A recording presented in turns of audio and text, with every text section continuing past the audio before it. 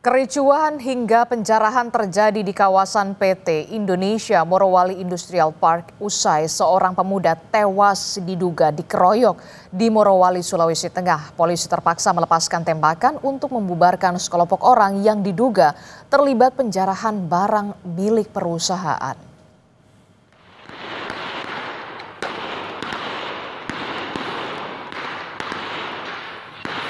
Sejumlah polisi akhirnya mengeluarkan tembakan untuk membubarkan sekelompok orang yang tengah menjarah aset PT Indonesia Morowali Industrial Park, diantaranya adalah gulungan kabel tembaga.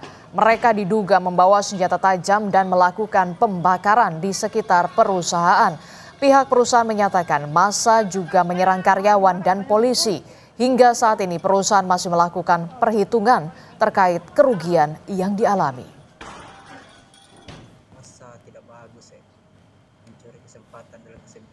Tadi malam kurang lebih sekitar pukul 22 ada sejumlah orang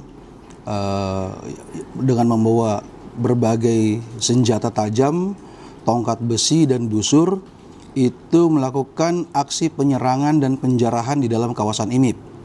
Dalam kejadian tersebut puluhan orang yang tak dikenal ini menyerang aparat kepolisian dan sejumlah karyawan yang hendak masuk pada shift 3 tadi malam.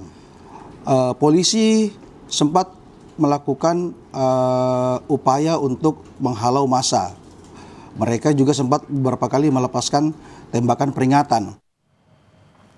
Pemicu aksi penjarahan di perusahaan nikel diduga akibat pengeroyokan hingga tewas terhadap pemuda bernama Muhammad Rizal di kawasan tersebut karena diduga melakukan pencurian sepeda motor. Polisi telah menetapkan 4 orang tersangka, di antaranya anggota Brimopolda Sulawesi Tengah berpangkat brigadir dan 3 orang yang merupakan petugas keamanan.